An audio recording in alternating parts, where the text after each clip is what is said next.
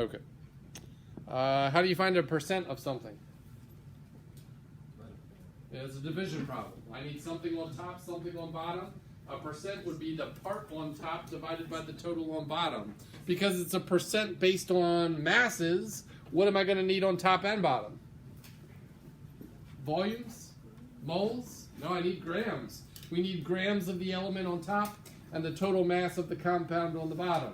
Well, where have we found compound masses before? The mass of a compound, the mass of an element? It's on the periodic table. You're basically doing a molar mass, and if you show all the work for molar mass, at the end you do one extra step. You divide the element you want divided by the total. That's going to be a fraction out of mass.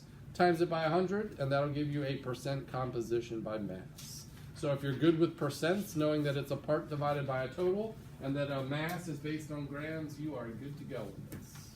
Any questions? All right, let's do an example problem. What is the percent composition by mass of copper 1 sulfide? So Cu2S. First step, how many of each atom are there? 2 coppers, 1 sulfur. 2 coppers, 1 sulfur. Good. How do you figure out the mass of copper and sulfur? Periodic table. Copper weighs 63.5. And we'll go 2 decimal places, 5.5. Good. And sulfur weighs 32.07-ish. There you go. All right. Everyone okay to multiply? 2 times 63.55 would be 120. 3 and 3 would be 6. 0.55. 0.55 would be 1.10. So what? 127.10. There you go. Plus 32.07.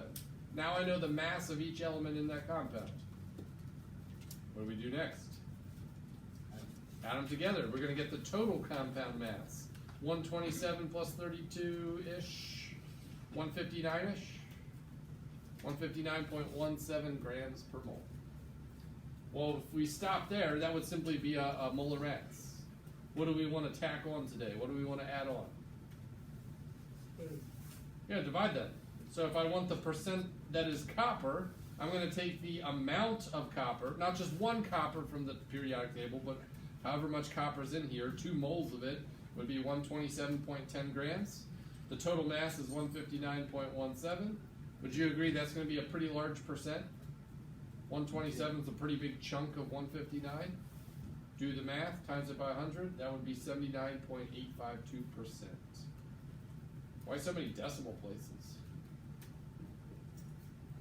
We did a division problem. Am I going to go with 5 sig figs or 5 sig figs? 5.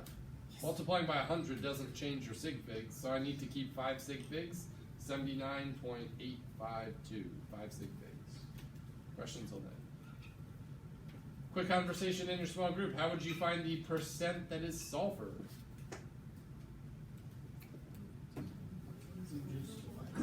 Take sulfur and then multiply by 100. 20%. Or you could just take